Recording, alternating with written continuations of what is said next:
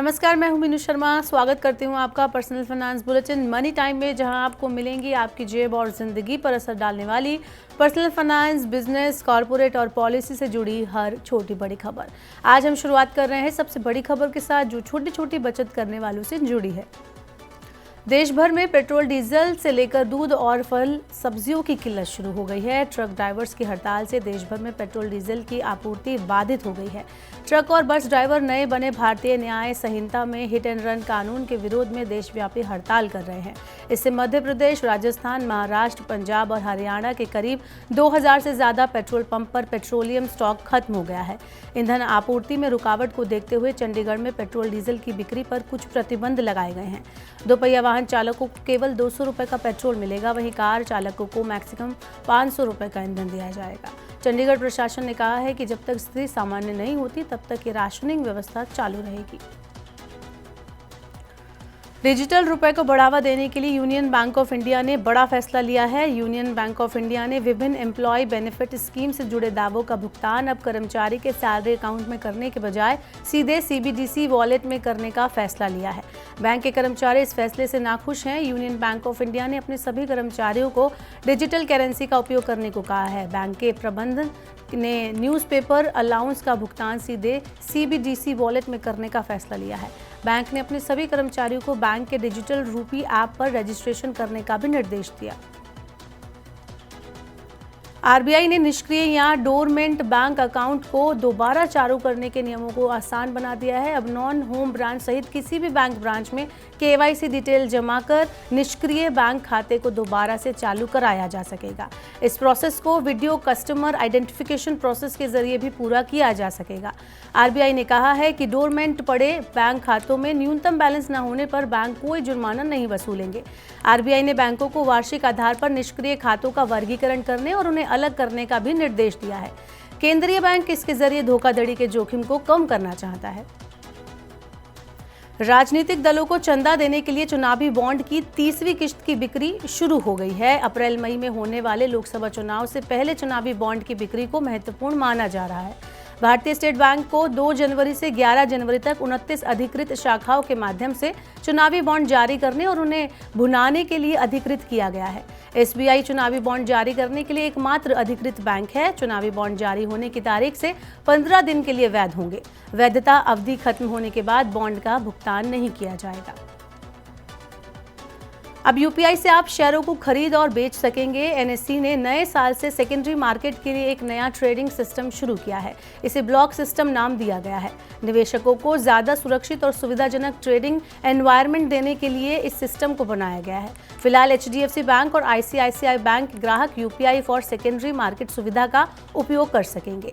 सेबी ने cash segment में block mechanism के जरिए ट्रेडिंग की अनुमति दी है। इस सुविधा से निवेशकों को ट्रेड करने के लिए पैसे ब्रोकर्स के अकाउंट में ट्रांसफर करने की जरूरत नहीं होगी। पैसा निवेशक के अकाउंट में ही रहेगा और ट्रेड के लिए वह ब्लॉक रहेगा।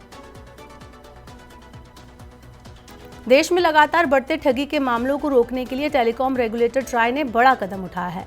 ट्राई ने अपने नाम पर लोगों को मैसेज भेजकर उनके साथ हो रही ठगी को गंभीरता से लिया है।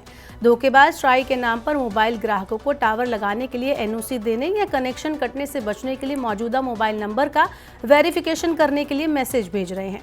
अब ट्राई ने सभी टेलीकॉम कंपनियों को ग्राहकों को धोखेबाजों द्वारा भेजे जा रहे संदेशों के प्रति अलर्ट रहने को कहा है।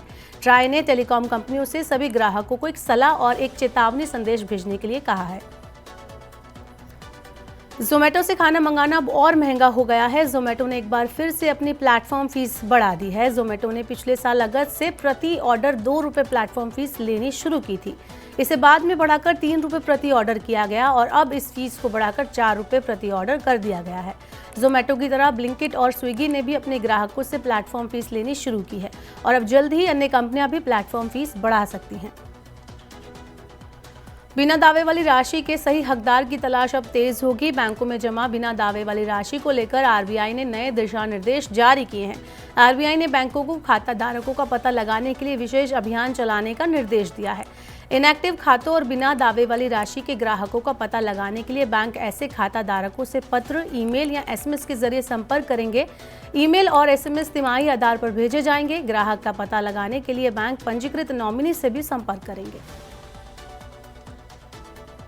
अगर आपने 1 साल से शेयर मार्केट में कोई ट्रेडिंग नहीं की है तो आपका डीमैट अकाउंट निष्क्रिय हो जाएगा। डीमैट अकाउंट के एक्टिव न रहने से शेयरों को खरीदना और बेचना मुश्किल होगा। सेबी ने निवेशकों को सलाह दी है कि वे साल में कम से कम एक बार ट्रेड जरूर करें। देखने में आया है कि सालों से निष्क्रिय पड़े डीमैट खातों का इस्तेमाल धोखाधड़ी के लिए किया जा रहा है, इसलिए सेबी ने अब नया नियम बनाया है। शेयर बाजार में आज गिरावट आई। बीएसई सेंसेक्स 379 अंक की गिरावट के साथ 71,892 अंक पर बंद हुआ। निफ्टी 76 अंक की गिरावट के साथ 21,665 अंक पर बंद हुआ। हाल ही की तेजी के बाद बैंक और आईटी शेयरों में मुनाफा वसूली होने से बाजार में गिरावट आई। इसके अलावा विदेशी संस्थागत निवेशकों की पूंजी निकासी से भी बाजार नुकसान में रहा। बाजार जानकारों का कहना है कि कंपनियों के तीसरी तिमाही के परिणाम आने शुरू होने वाले हैं। इससे पहले निवेशकों ने मुनाफा वसूली की रणनीति अपनाई है। वाहन बिक्री के आंकड़े उम्मीद के अनुरूप नहीं रहने से ऑटो शेयरों में गिरावट रही। दिल्ली सराफा बाजार में आज सोना 280 रुपए की तेजी के साथ 64,200 रुपए प्रति 10 ग्राम पहुंच गया। चांदी की कीमत भी 300 रुपए की मजबूती के साथ 78,800 रुपए प्रति किलोग्राम हो गई। अंतर्राष्ट्रीय बाजार में सोने में आई मजबूती और रुपए के कमजोर होने से घरेलू सोने की कीमतों में मजबूती दिखाई दी। एमसीएक्स के वायदा कारोबार में सोने के फरवरी कॉन्ट्रैक्ट का भाव 208 रुपए की तेजी के साथ 63,528 रुपए प्रति 10 ग्राम हो गया। तो यदि मनी टाइम में आज की बड़ी खबरें, वक्त हो गया आपसे विदा लेने का। अब आपसे होगी कल मुलाकात। पर्सनल फाइनेंस से जुड़ी खबरों को पढ़ने, सुनने और उनसे जुड़े खास कार्यक्रमों को देखने के लिए आप मनी 9 के सुपर ऐप को जरूर डाउनलोड कर लें। साथ ही आज का हमारा मनी टाइम आपको कैसा लगा, नीचे कमेंट बॉक्स में हमें अपनी राय देना ना भूलें। फिलहाल के लिए बुलेटिन में इतना ही। मुझे दीजिए इजाजत। बने रहिए मनी 9 के साथ। नमस्कार, शुभ रात्रि।